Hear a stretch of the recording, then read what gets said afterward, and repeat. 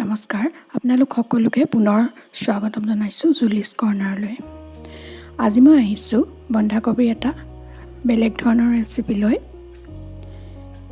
এইদৰে বনালে খাবলৈ বহুত টেষ্টি হয়।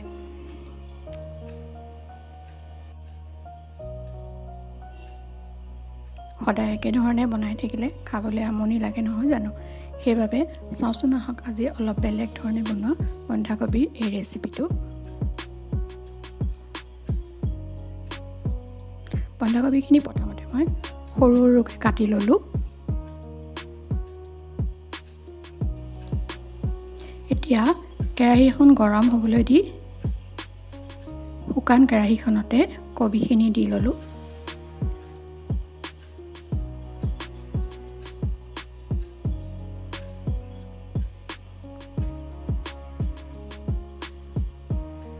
অকণমান নিমখ দি কবিখিনি ঢাক মাৰি থৈ দিলোঁ। প্ৰায় 15 মিনিটমান সময় লাগিব।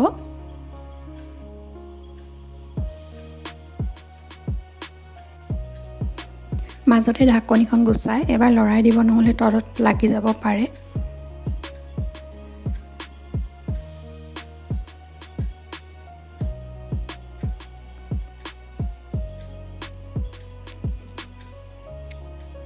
এইখিনি মোৰ হৈ গৈছে, আধা সিজা নিচিনা হ'লেই হ'ব।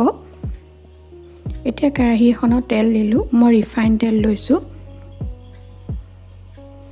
ৰিফাইন তেলতে ডাঙৰ ডাঙৰ দুটা পিঁয়াজ কাটি ফ্ৰাই কৰি ল'ম ভালকৰে।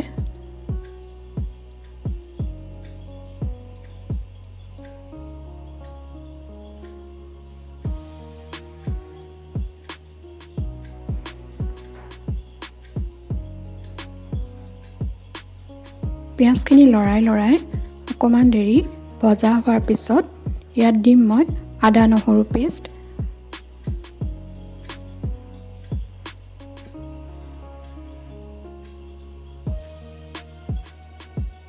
আদা নহৰুখিনি অকণমান সময় ভাজি ল'ব, কেঁচা গোন্ধটো নোহোৱা হোৱালৈকে।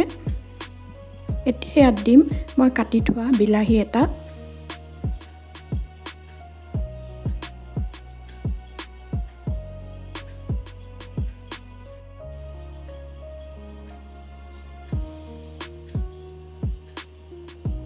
নিমখ দিম অকণমান সোৱাদ অনুসৰি, হালধি অকণমান দিম।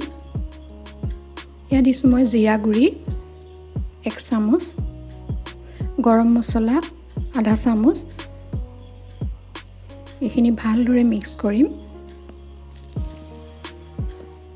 চেনি দিছোঁ অকণমান, যিহেতু বিলাহী দিলোঁ সেইবাবে চেনি অকণমান দিছোঁ। মছলাখিনি ভালদৰে মিহলি হ'বৰ বাবে অকণমান পানী দি দিব আৰু এইখিনি লৰাই প্ৰায় বিলাহীখিনি গলি যোৱালৈকে ভাজি থাকিব।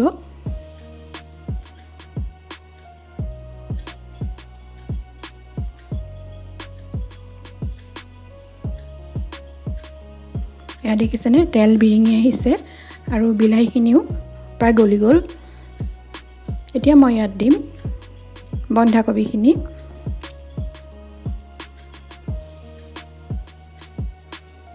মই সৰু বন্ধাকবি এটা লৈছিলোঁ গোটাকে।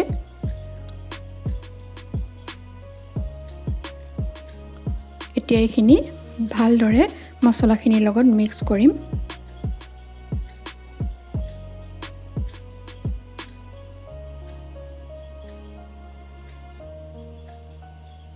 এইটো সময়ত গেছটো বঢ়াই দিব অলপ।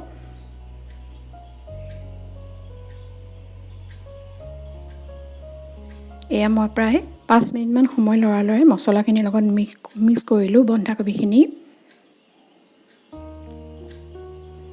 এতিয়া মই ইয়াত দিম এটা কণী আৰু খুব ভালদৰে কবিখিনিৰ লগত মিহলি কৰিম।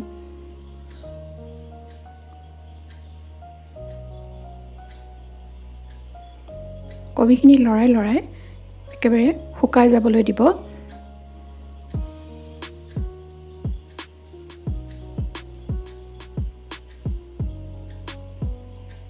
এয়া প্ৰায় শুকাই গৈছে আৰু মোৰ ভাজিখিনি শেষ হৈছে। কণীটো দিয়াৰ পিছত 5 মিনিটমান সময় লাগিল মোৰ। এতিয়া এইখিনি চব্জি মোৰ খাবৰ বাবে ৰেডি হৈছে। এনেকৈ ভিডিঅ'টো চোৱাৰ পিছত আপোনালোকে এবাৰ বনাই খাই চাবচোন, বহুত টেষ্টি হয় খাবলৈ। আপোনালোকে বন্ধাকবিটো কাটি লৈ এচামুচ নিমখ দি গৰম পানী দি প্ৰায় 15 মিনিটমান সময় তিয়াই ল'বচোন। মোৰ বন্ধাকবিটো ঘৰৰ কবি আছিল, সেইবাবে মই সেইটো কৰা নাই। মেডিচিন দিয়া থাকে কবিবিলাকক, সেইবাবেহে ক'লোঁ। এয়া মোৰ কবি ৰেডি হৈছে চব্জি খাবলৈ। আপোনালোকে যদি মোৰ ভিডিঅ'সমূহ চাই ভাল পাইছে তেনেহ'লে লাইক কৰিব, কমেণ্ট কৰিব, শ্বেয়াৰ কৰিব আৰু ছাবস্ক্ৰাইব কৰিবলৈ নাপাহৰিব আৰু কাষতে থকা বেল আইকনটো টিপি দিব। মোৰ ভিডিঅ'টো শেষলৈকে চাই থকাৰ বাবে ধন্যবাদ।